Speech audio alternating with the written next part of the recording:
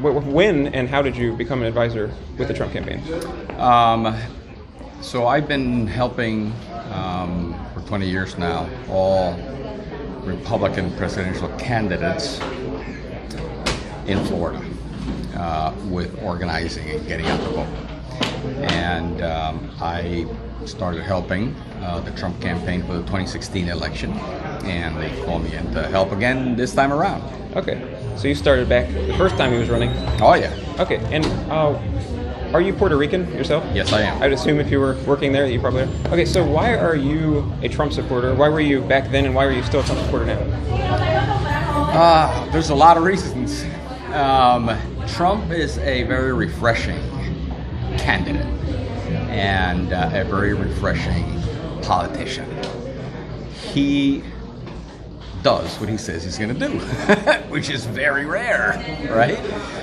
We get all these Democrat politicians telling us that they're going to do this and they're going to do that, promising the moon for free, and then you vote for them, they turn their back on you, and they don't do any of the things they said they were going to do. Trump told us during the election, the last campaign, that he was going to do a series of things, that he was going to improve the economy, create jobs, get people off of welfare, renegotiate the treaty with Canada and Mexico, confront China and everything that China is doing to screw up our economy, stop terrorism, protect our southern border, reduce taxes.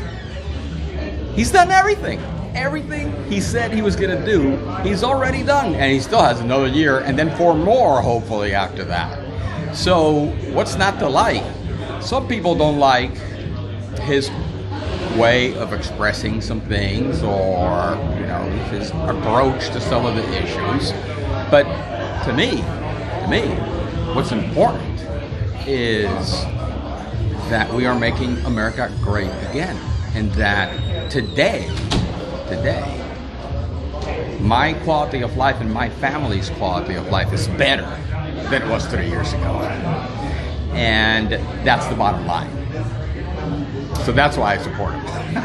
And you said advisor to the campaign is your title? Mm-hmm. So what exactly does that entail? Like, what do you do as an advisor to the president? And are you just an advisor to the campaign, or are you as advisor throughout? Just to the campaign. To the campaign. So what do you do as an advisor to the presidential campaign? So, as it goes, you can't win the White House if you don't win Florida. Florida is a very important state to win if you want to be president of the United States. Florida is a very complicated state because of the voters here. Right? It's very diverse. Even within the Hispanic community, it's very diverse. The issues that affect Puerto Ricans are different than the issues that affect Cubans, are different to the issues that affect Venezuelans, are different to the issues that affect Mexicans, Nicaraguans, so on and so forth. So you need to have depth of knowledge of all these issues to be able to communicate with the people, right?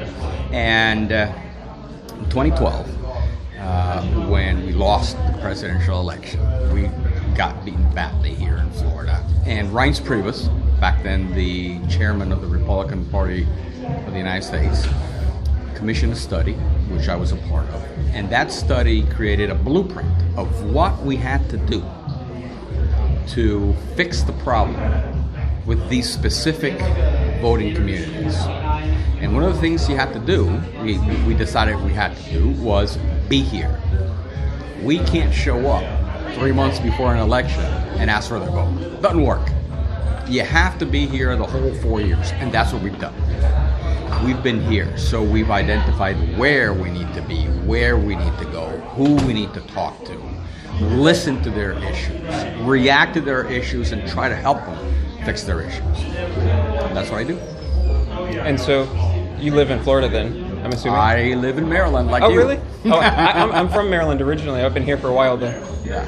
So have you been, how does that work then with the Florida stuff? Do you come down to Florida a lot? Or I you do. Just, you do? I do. Okay.